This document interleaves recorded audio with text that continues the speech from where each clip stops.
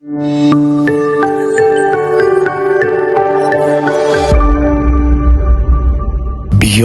the newsroom, where untold story is revealed.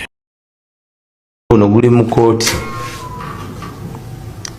naye nze nja kubuulira bannayuganda ebintu bino.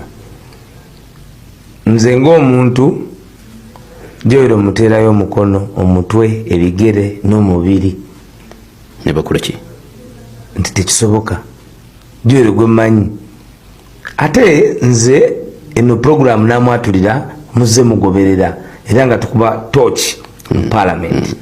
Bwe munaatawuluza ebigere ne muddayo mu kiseera ekyo twayogera ku bukuka ku nkalu Joel ze yali ataddewo nga chairman wa Kosase ne speaker Anita Amongo. Bwe tutuuse president ono asobola n'oganturekera abaana balekera okusoma history mu Uganda ne bamuggyako ku syllabus.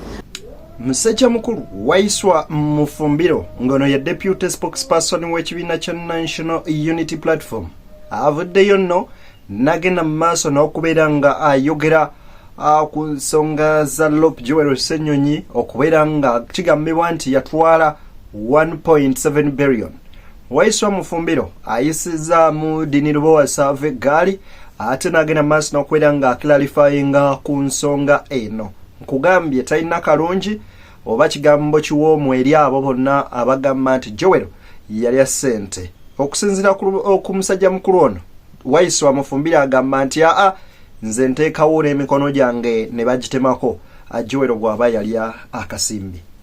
Nkusaba video giwe like ate nno tugende butereevu mu nsonga.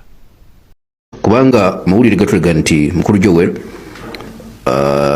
bamuwa ensimbi kawumbi kamu mu bukadde 7 okutuulira alipoota eya Uganda Airline. Tandikira. Omusango guno guli mu kooti naye nze nja kubuulira bannayuganda ebintu bino. Nze ng'omuntu Joel omuteerayo omukono, omutwe, ebigere n'omubiri. Ne bakola ki? Nti tekisoboka. Joel gwe mmanyi. Ate nze eno program namwatulira muze mugoberera era nga tukuba torch mu parliament. Bwe munaatawuluza ebigere ne muddayo mu kiseera ekyo twayogera ku bukuka ku nkalu Joel ze yali ataddewo nga chairman wa Kosase ne speaker Anita Amongo. Yes. Anita Amongo Joel bw'abuulira ensi mujjukire program gye twayogererako omukyala gwe bayita Bamuturaki. Joel akunya Bamuturaki nga Bamuturaki talina senior 4. Joel amubuuza obuyigirize nga talina nga wa senior 4. Yes. Atubuulira ng'ensi ebintu ebyo yani Joel Ssenyonyi. Si yekka ye tiimu eyali enoonyereza kubanga mu bukiiko buno ebintu bino bibeera mu lwatu. Yes. Atuuka okutebolinga ripooti essente Bamutulaki yasooka n'akyalira Anita Amongo mu ofiisi. Taata wa Bamutulaki bwe baazirwana ne Museveni ne batiisatiisa okukuba Joel Ssenyonyi amasasi n'omusango gye yagulipootinga ku police CPS. Tuliko eyo ripooti ate nkiyingiddemu kuba okimbuuzizza. So ani akugamba nti Bamutulaki talina senior 4 gwe Munnayuganda? Joel. Manya googero gamaleyo. Joel Ssenyonyi Basekeze. Ani agamba nti Bamutulaki talina senior 4 gwe Munnayuganda? Joel Ssenyonyi Basekeze. Ani akugamba nti essente nga we twazeewola bazikozesa obi over $200 million? Ani yabikugamba ebyo? Joel mu mismanagement ya airline. Joel Ssenyonyi. Engaba y'emirimu. Joel. Ani aleta report ku floor ya parliament ne bamugamba nti etojja gisoma mwagirikinga nenga Bamutulaki yabadde ne speaker? Joel. Kakati oba omubanja ki? Ekyokubiri waliwo enteekateeka era kino nakibagamba abantu ababeera ku Pal FM tu blackmailinga ate ngeri ebaamu ne ssente mpitirivu kati Anita Among omuntu eyagenda n'akunyuka ne ssente zaffe yakavula nga bwayenda omuwulira basuula 10 basuulawa so balina abantu abatono be bakozesa ne batambuza emboozi ate emboozi ekiyita mu matu so kyobalaba nti tuba ne department ng'eyaffe ekyokulwa ebyo nno mubiwulidde bwe bityo nga bigenda mu maaso n'okubeera nga bitambula nkujjukiza nti Sheikh Ashraf Deme musomi w'eddwa agenda okuyamba ebizibu ebikotawaanya mukubireko okusoma essembe y'okuminemu ku screen ajja genda mu maaso n'okubeera nga oba oliawo akuyamba ku bizibu ebyo by'olina asomye essembe y'okuminemu gweyagala olanga naffe obubaka buse ku WhatsApp ku namba essembe ya 507 kakati nno omubaka Betty Namboze Bakireke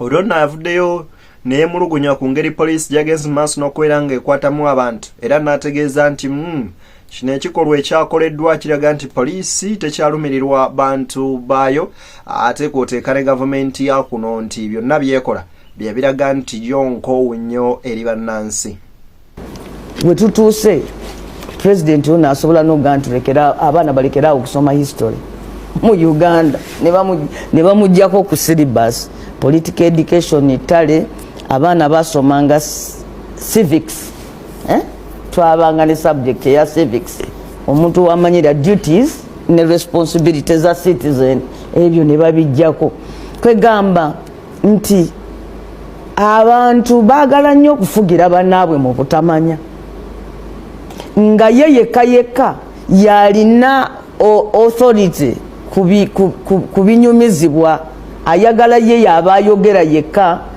kyayagala kyateekawo nti ye history ekyo kikolwa nnyo abantu abalina ebyafaayo ebitali birambulukufu oba ebitakwatagana ne bye bakola mu budde obwo ng'omuntu ebyafaayo bye bituuka ekiseera ne bimuswaza nga yudulaza forget nti yoyo eyaliwo kakati era abantu berimba nnyo ne beteeka mu bifaananyi ebirala kubanga ebyafaayo bye tayagala bibeere related to ye.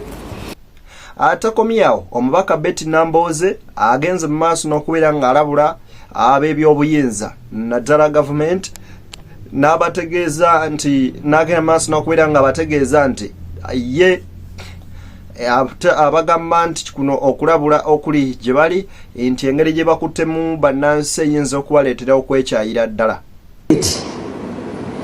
Abantu mu wiikendi abamu basaba okugenda Kololo ne babaga nti mujja kgenda Kololo. Ne wabaawo abalala ne baga tuleeta ekiwandiiko twemulugunya ku Ssekikubo ne babaaniriza ku red carpet mu Parliament.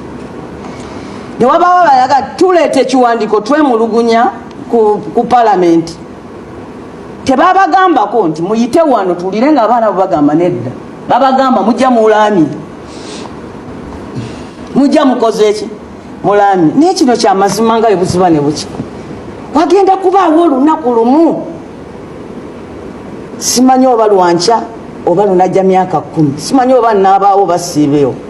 Be balisindika ogenda okukwata olujegere. Babuulire Mwami Museveni oba alibaawo nti bannansi batudde ku mamba zivuga zijja eno entebe ku mamba ki kakati nno musajja mukulu wamanyikiddwa nga Munyagwa ono nagenze mu maaso n'okubeera nga asindika obubaka obukaawu eri abo bonna abagenze mu maaso n'okubeera nga obaolyawo bakwasisa amateeka nga bagumbulula abeekalakaasa babadde beekalakaasa mu mirembe. Agamba kino kye mukola kikolwa si kirungi yadde akamu n'akeddagala byonna biibino kambikuwe. Leero lwentegedde Zambaali nti abantu abafiire Lweru bafiira bwereere. President Museveni ne group ye agenda mu nsiko terwanangako kununula gwanga lino nga baali bagamba. Leero lwentegedde ate nabadde nkyalimu okubuusabuusa omwogezi wa poliisi juzi n'akoona mu stamp. Badde nkyali awo muganda wange wa poliisi n'omuntu wa bulijjo n'akoona mu stamp nti olwaleero otunuulira abantu abayivu nga muganda wange ono highly schooled nakugamba nti okwekalakasa okw'emirembe musango ayina kyakoonyeko oba kiwulidde temuntu bozza omusango we arrest okwekalakaasa okwemirembe nti musango. Then we go musango, why didn't they arrest the president? Ojikira president yasooka okwekalakaasa ngatambula ku nguzi n'omugenzi speaker. You see, tuyina amateeka agafuga ensi eno.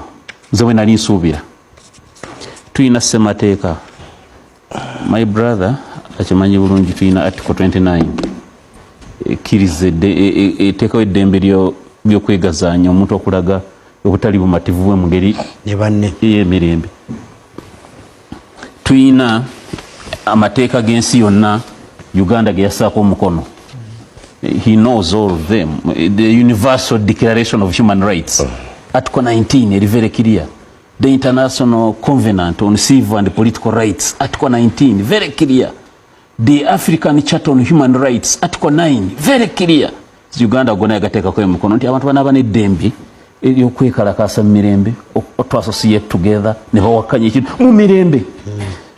Yes, and police, Uganda police teyina buyinza, teyina tteeka lijikiriza kubaninga kwekalakaasa mu ggwanga wano. Yayina akateeka kamu akawaayiro kamu kwa yali yeekutte nimanya akateeka section yes anti katubwe kasatu. Ensonga bwe zityo bwe zigenda mu maaso n'okubeera nga zitambula mu ggwanga, wabula njagala kubeera nga nkwebaza nti ekyokola kya muwendo mungi ogenda mu maaso n'okubeera nga ogoberera omukutu guno Beyond the Newsroom. Tugamba nti commentinga osharinga osubscribinge, wabula bw'oba okomentinga tovuma wabula mu kuwabula okutegeerekeka. Akume masomoji abaffe Ssaabasajja Kabaka Wangala Maama Nnaabagereka agerekere Obuganda tusinkana ate nga Mungu asiimye tujja genda mu maaso n'okubeera nga tukwasaganya ensonga butereevu. Mwere bulungi ate era mweraba.